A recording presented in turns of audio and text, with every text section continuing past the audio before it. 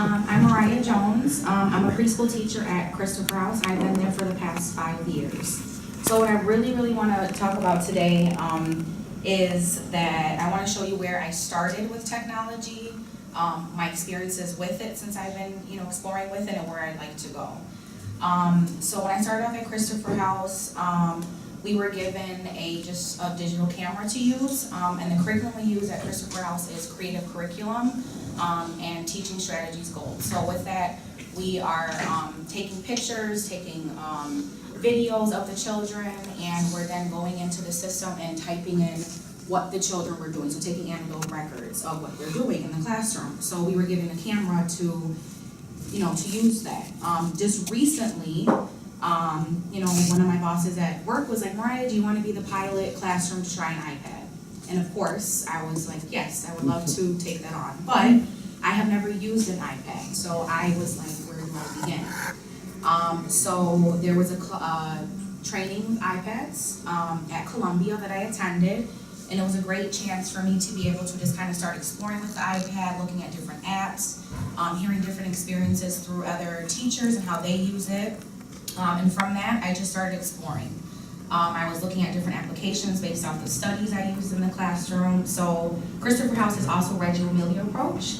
So we base we do studies based off the children's interest. So we can have several studies going on at times. We can have ones that last for months, one that lasts for weeks. It depends on the child's interest, and we really take it based off where they want to go with it. So the way I'm using the technology currently in my classroom is we have 2 iPads in the classroom, and we have 1 computer. So if you're looking at the high technology, that would be the iPads, the computers, the LED projectors. Some that I think go missed are the lower technology, which would be an overhead projector. I mean, those are so old, but they are really good uses to have in the classroom. So we have an overhead projector where I think I saw on you guys get to put the picture on the wall, and they can trace it, what they see, can relate to their study. So that's a really nice low technology to add into the classroom. Something as simple as flashlights to explore shadow and shade is a great asset to have into the classroom. The kids love to explore with flashlights. And then we also have what's called a light table in the classroom. And this is another low technology for them to explore. We bring in magnet tiles, different things like covers, just for them to express themselves with shade and light and shadow, and then we're displaying that on the walls for them to trace or to find what their interest is based on that.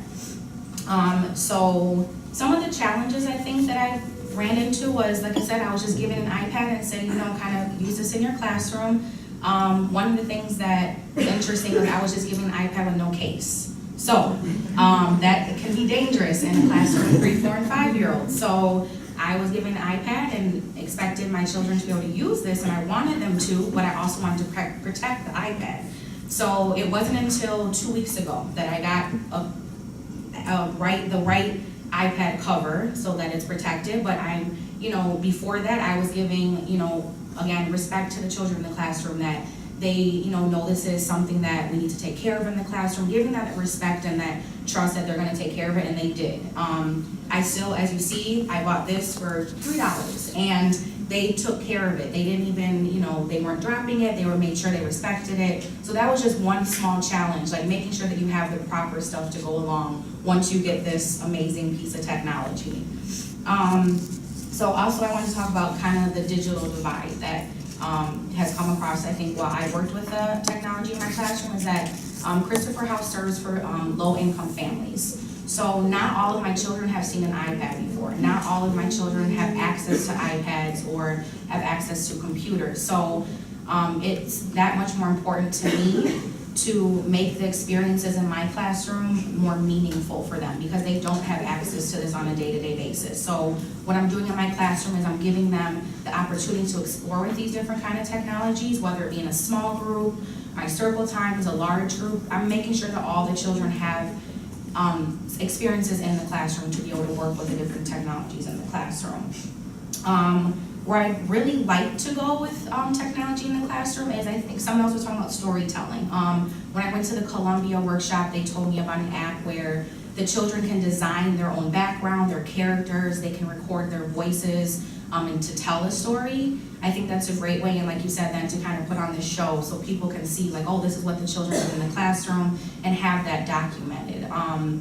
That's a great way for them to be able to, you know, express themselves, but using technology at the same time.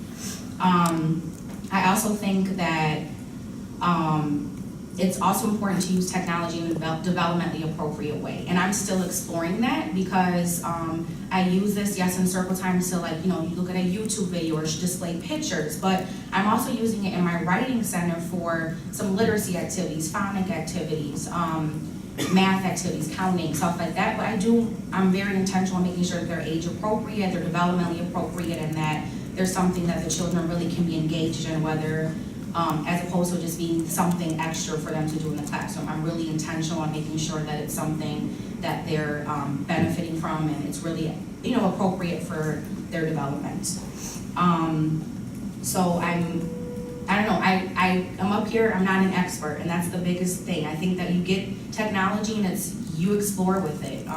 You're not gonna know right off the hand what you do with it, but it's a great experiment to explore with, and the children have taught me so much from it, because there are kids that, you know, have them, and then they can show me, Mariah, have you seen this? And, you know, so it's a great learning, but I think we're learning from each other. So I've really been excited to have this in the classroom, and I have a long way to go with it, but I think it's really a great growing process, and I'm excited to see where it goes.